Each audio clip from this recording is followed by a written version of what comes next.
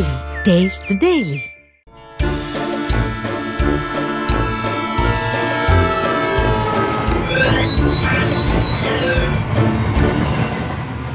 ஏல மக்கா வணக்கம்டே. எல்லாரும் 2024 தேர்தல் முடிவுகளை எடுத்து வச்சுட்டு மக்கள் எப்படி ஓட்டு போட்டிருக்காங்கன்னு ஆராய்ச்சி பண்ணிக்கிட்டு இருக்கையில் 2 பேர் மட்டும் 2026 தேர்தலுக்கான வாக்குறுதிகளை இப்போவே சொல்ல ஆரம்பிச்சிருக்காங்க. யாருன்னு கேட்குறீங்களா? வேற யார்? ஐயா ஸ்டாலினும் அவர் மகன் அண்ணன் உதயநிதியும் தான். வாக்குறுதின்னு ஒன்று புது வாக்குறுதியான்னு கேட்காதீங்க. காலையில் பொங்குற சொத்தை ராத்திரி சாப்பிட்றது இல்லையா? அந்த மாதிரி 2019 ஐயா ஸ்டாலின் அரும்பாடுபட்டு ஒரு வாக்குறுதி ஒன்றை கண்டுபிடிச்சிட்டார். நீட் தேர்வை ஒழிப்போம். அந்த ஒரு வாக்குறுதியை வச்சுக்கிட்டு 2019, 2021, இப்போ 2024 தேர்தல் வரைக்கும் முடிச்சாச்சு. இப்போ 2026லையும் ஐயா அதையே தான் சொல்லுவார் போல். அதுக்கான வேலையை இப்போவே ஆரம்பிச்சிருக்காரு. சரி, அதை பற்றிலாம் விரிவான செய்திகளை பார்ப்போம். இப்போ போய் குறுஞ்செய்தி பார்த்துட்டு வாங்க.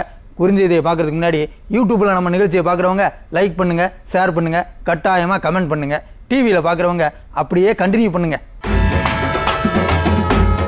நீட் தேர்வை ஒழிக்கும் வரை திராவிட முன்னேற்ற கழகம் ஓயாதுன்னு அண்ணன் உதயநிதி சொல்லியிருக்காரு. ஓயாம இதைத்தான் சொல்லிக்கிட்டு இருக்கீங்க, எதுவும் செய்ய மாட்டீங்களே என்ன? திராவிட மாடல் ஆட்சிக்கு முற்றுப்புள்ளி வச்சாதான் நீட்டுக்கு வைக்க முடியும்னு ஜனங்க பேச ஆரம்பிச்சிட்டாங்க.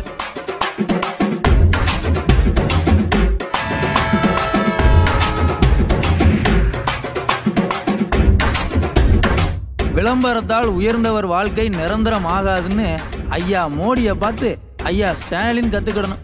வாரணாசியில ஜெயிக்கிறதுக்குள்ள ஐயா மோடி படாத பாடுபட்டுட்டாராமே. அந்த ஊரா இருந்தா என்ன, இந்த ஊரா இருந்தா என்ன, எங்க இருந்தாலும் விளம்பரத்தை வச்சு வண்டியை ஓட்ட முடியாது. ஒரு நாள் இல்ல ஒரு நாள் ஜனங்களுக்கு பதில் சொல்லித்தான் ஆகணும்.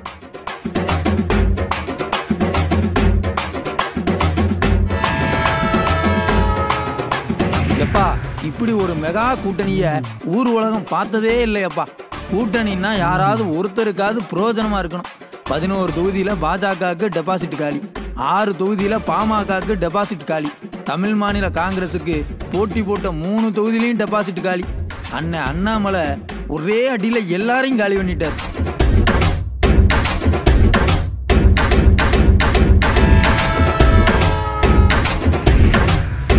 ரெண்டாயிரத்தி 26ல் கூட்டணி ஆட்சி அமைப்போம்னு அண்ணன் அண்ணாமலை சொன்னதாக சொல்லுதாங்க.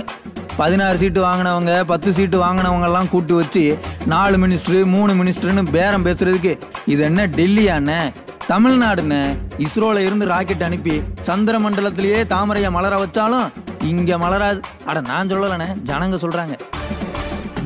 குறுஞ்செய்தியில பார்த்துட்டோம், வாங்க விரிவான செய்தியிலையும் பார்த்துருவோம். மக்கா, புல்டோசர் அரசியல்னு சொன்னாங்க. ஒரு குரூப் பேசிக்கிட்டு இருந்துச்சு. அது என்னன்னு நமக்கு அப்போ புரியல.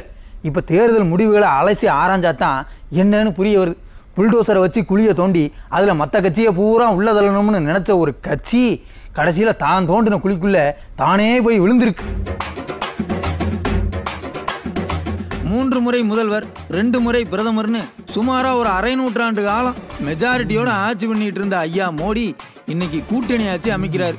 அவர் போட்டியிட்ட தொகுதியிலேயே ரொம்ப போராடித்தான் ஜெயிச்சிருக்காரு. வாரணாசியில ஐயா மோடி போட்டி போட்டாங்க. அவரை எதிர்த்து காங்கிரஸ் சார்பில் அஜய் ராய்னு ஒருத்தர் போட்டி போட்டார். யாரையா இது அஜய் ராய்? மோடிஜி முன்னாடி இவரெல்லாம் ஜுஜிபின்னு பஜனை கும்பல் சொல்லிச்சு. ஆனா ரிசல்ட் வந்தப்ப ஸ்டார்டிங்ல ஐயா மோடிய பின்னுக்கு தள்ளி முன்னாடி வந்துட்டாரு அஜய் ராய். அகில உலக தலைவரின் ஆதரவாளர்கள் பாவம் கொஞ்ச நேரம் ஆடி போயிட்டாங்க. அப்புறமா இந்தான்னு ஐயா மோடி 1.5 லட்சம் ஓட்டு வித்தியாசத்துல ஜெயிச்சிட்டார். ஆனாலும் ஒரு நாட்டோட பிரதமர் 400 சீட்டு ஜெயிக்க போறேன்னு சொன்னவர் இப்படி போராடி ஜெயிச்சதை பார்க்கையில நாட்டு மக்கள் ஐயா மோடி மேல எம்புட்டு பாசமா இருக்காங்கன்னு புரிஞ்சுக்க முடியுது.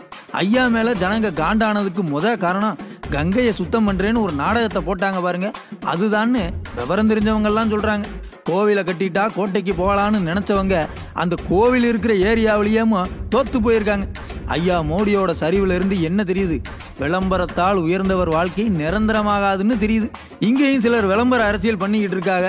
அவங்க இதை பார்த்து புரிஞ்சுக்கிடணும். அட நான் சொல்லலப்பா, அரசியல் விமர்சகர்கள் சொல்லிக்கிட்டு இருக்காங்க.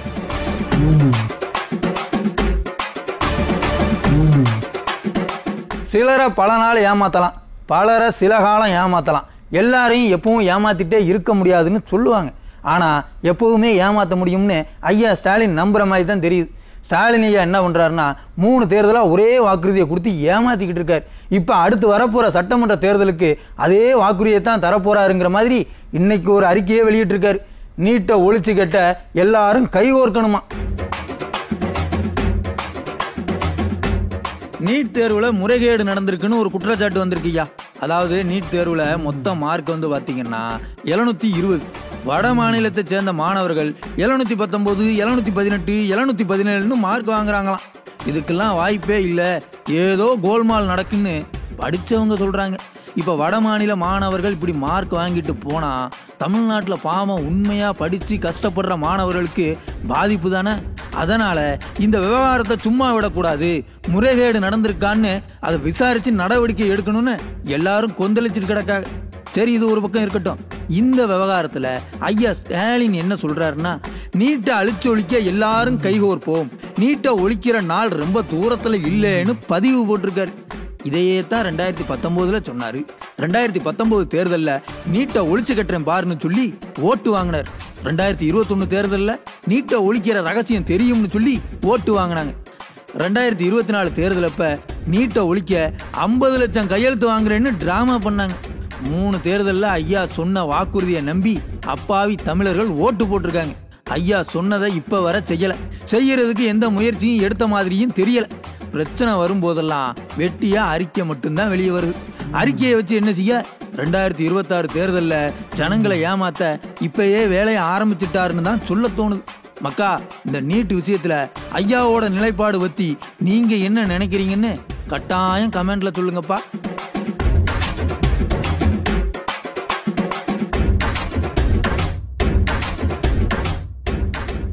தாலுகா ஆபீஸ் முன்னாடி நின்று விளம்பர கவர்மெண்ட்டை சும்மா தாளிச்சு தள்ளி இருக்காங்க பெண்கள். பொன்னேரியில பெண்கள் எல்லாரும் ஒன்று கூடி மகளிர் உரிமை தொகை கொடுக்கலன்னு சொல்லி போராட்டம் பண்ணியிருக்காரு. இவங்களை பார்த்தா பரிதாபமா இருக்கு. இன்னுமா இந்த உலகம் திமுகவை நம்புது? அவங்க சொன்னதை செய்ய மாட்டாங்கம்மா. நாங்க எத்தனை தடவை மனு கொடுத்துருக்கோம், எங்களுக்கு 1000 ரூபாய் உரிமை தொகை வரவே இல்லை. அது சரி வாங்க கலெக்டரை பார்த்தா அது கண்டிப்பா கொடுத்து நம்மளுக்கு உதவி கிடைக்கும் அப்படின்றதுனால கலெக்டர் ஆஃபீஸ் வந்து நாங்க கொடுத்துருக்கோம் மனு. இது கண்டிப்பா எங்களுக்கு தயவு செஞ்சு ஹெல்ப் பண்ணுங்க. நாங்க ரொம்ப நாளா இது ரொம்ப வருத்தமா இருக்கு. எல்லாமே ஊர் கிராமத்துல எல்லாம் வாங்குறப்போ எங்களுக்கும் வருத்தமா இருக்கு. நீங்க வந்து பாருங்க, எங்க இடத்த பாருங்க, எங்க வீட்டை பாருங்க. நாங்க எங்களுக்கு எந்த சொத்து சோகம் இருக்கு எல்லாமே கண்காணிச்சுட்டு எங்களுக்கு அதுக்கப்புறம் இந்த உரிமை தொகை எங்களுக்கு கண்டிப்பா வாங்கி கொடுக்கணும். நீங்க கலெக்டரையே உத்தரவு கொடுத்ததுனால நாங்க இங்க வந்தோம். அவர்கிட்ட கொடுத்துட்டு வந்திருக்கோம் மனுவு. இதை தயவு செஞ்சு எங்களுக்கு ஹெல்ப் பண்ணி இந்த 1000 ரூபாய் உரிமை தொகை எங்களுக்கு வாங்கி கொடுங்க. அது ஒன்றும் இல்லை, திருவள்ளூர் மாவட்டத்தில் உரிமை தொகை கிடைக்காத பெண்கள்லாம் அப்ளிகேஷன் கொடுக்க வந்திருக்காங்க. என்னென்னமோ காரணம் சொல்லி நிராகரிச்சுட்டாங்களாம். அதான் கடுப்பான பெண்கள் போராட்டம் பண்ண ஆரம்பிச்சுட்டாங்க. விளம்பர கம்பெனி மாதம் 1000 ரூபா தர்றேன்னு சொல்லி ஓட்டு வாங்கி ஆட்சியை பிடிச்சாங்க. ஆட்சியை பிடிச்ச பிறகு ஒரு 2.5 வருஷம் வாக்குறுதியை நிறைவேற்றவே இல்லை. அப்புறமா நாடாளுமன்ற தேர்தல் வந்ததும் கொஞ்சம் பேருக்கு கொடுத்தாங்க. உரிமை தொகை வராதவங்களுக்கு தேர்தலுக்கு பிறகு கொடுப்போம்னு சொல்லி மறுபடியும் ஓட்டு கேட்டாங்க. பாவம், பணம் கிடைக்காத பெண்கள் இலவச சேவை மையம், தாலுகா ஆபீஸ்னு அலைஞ்சிக்கிட்டே இருக்காங்க. ஸ்டாலின் ஐயா, தேர்தல் பிரச்சாரத்தில் கூட சொல்லியிருந்தீங்க கட்டாயம் காசை கொடுப்போம்னு. தேர்தல் முடிஞ்சிருச்சு, சீக்கிரம் பார்த்து கொடுத்து விடுங்க. போராட்டம் ஆர்ப்பாட்டம்னு பெண்களை கஷ்டப்படுத்தாதீங்க. அட நாங்க சொல்லல, ஜனங்க சொல்றாங்க.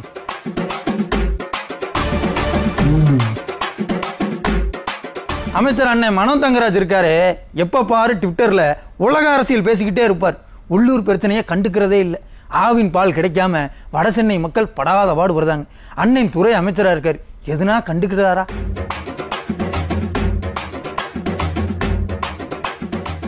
மாதாவரத்தில் ஆவின் பால் பண்ணை ஒன்று இருக்கு. இந்த பால் பண்ணைக்கு வெளி மாவட்டங்கள்ல இருந்து பால் வரும். என்னமோ தெரியல, வண்டி எதுவும் கிளம்புற மாதிரி இல்லை. எல்லா வண்டியும் பால் பண்ணையிலே முடங்கி கிடக்கு. வெளி மாவட்டங்கள்ல இருந்து பால் கொள்முதல் குறைஞ்சிருக்கு. இதனால 2 லட்சம் லிட்டர் மேல ஆவின் பால் விநியோகம் தடைபட்டிருக்கு.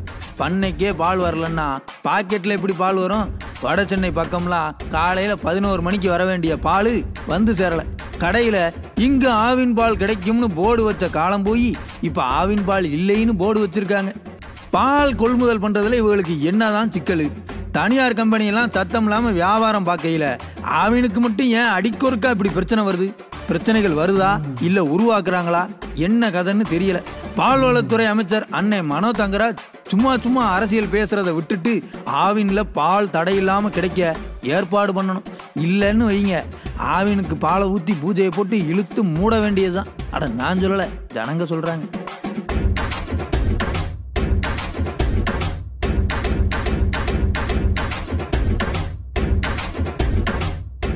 மக்கா பொதுவாக ஆட்சிகள் மாறினா தான் காட்சிகள் மாறும்னு சொல்லுவாங்க.